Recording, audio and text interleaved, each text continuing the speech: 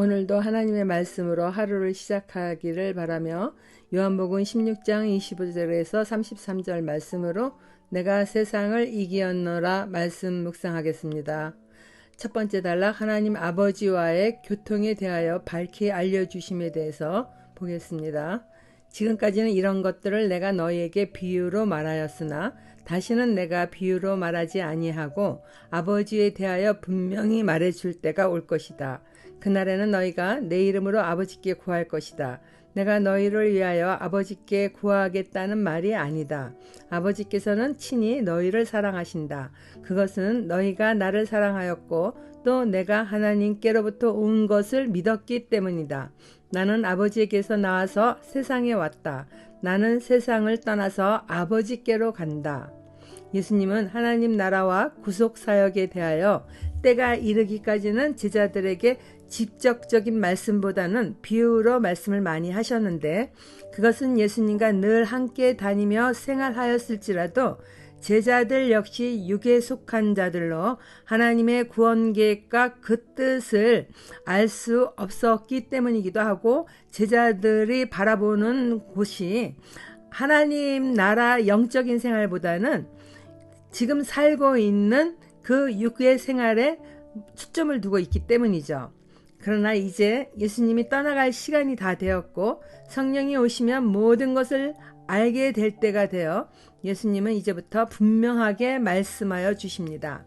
그것은 제자들이 직접 예수님의 이름으로 하나님 아버지께 기도할 수 있다고 하시는 것입니다.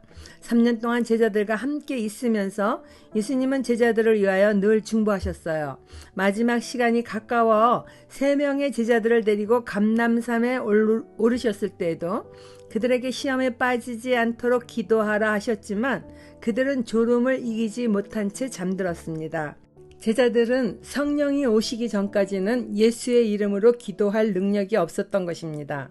그러나 머지않아 성령을 맞이하면 제자들은 자신들이 하나님께 어떻게 기도해야 하는지를 깨달아 알게 되는 것이죠.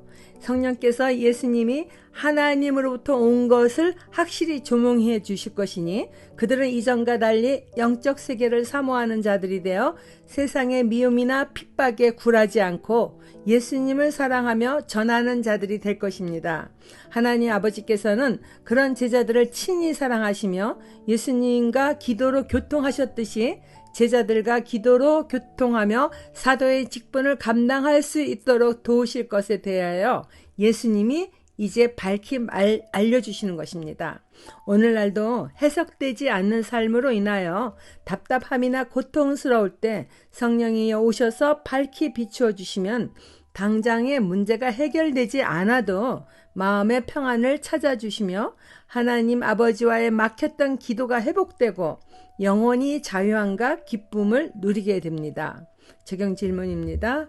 성령께서 내게 기도할 것을 권면하시는 말씀을 잘 듣고 순종하고 있나요?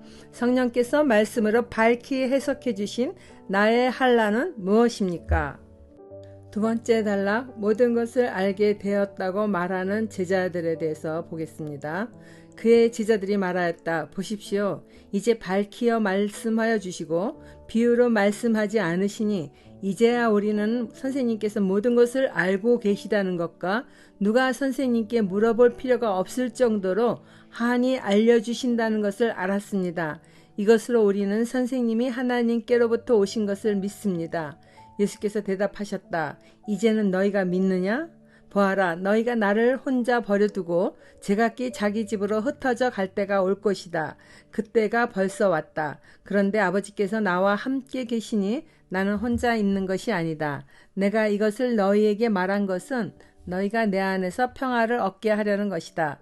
너희는 세상에서 환난을 당할 것이다. 그러나 용기를 내어라. 내가 세상을 이겼다. 제자들이 잠시 후면 예수님을 보지 못할 것이라는 말씀을 이해할 수가 없어 궁금해하죠. 그들은 서로 무슨 말이냐 하고 묻지만 예수님께는 직접적으로 물어보지 않았는데 예수님이 제자들이 궁금해하는 마음을 아시고 비유가 아닌 직접적으로 말씀을 해주시니까 제자들은 그때서야 선생님께서 모든 것을 아시는 분이라는 것을 알았다고 말합니다. 덧붙여 선생님께 물어볼 필요가 없을 정도로 한이 알려주시는 분인 걸 알았으며 이러한 것으로 인해 우리는 선생님이 하나님께로부터 오신 것을 믿는다고 말합니다. 그러나 이들은 아직 예수님의 죽음과 부활 그리고 승천에 대하여 확실하게 알게 되어 하는 말이 아니죠. 현대 그리스도인은 성경 기록을 통해 이 모든 것을 다 알기에 확연하게 믿지만은 이들은 아직까지 전혀 경험 없는 일이라 그들의 말처럼 진정 다 안 것은 아닙니다. 그들은 다만 예수님이 비유로 더 이상 말씀하지 않으시고 자신들이 묻지 않았는데도 다 대답하여 주시니 어렴풋이 예수님의 말씀을 이해하며 믿기를 원했던 것 같습니다.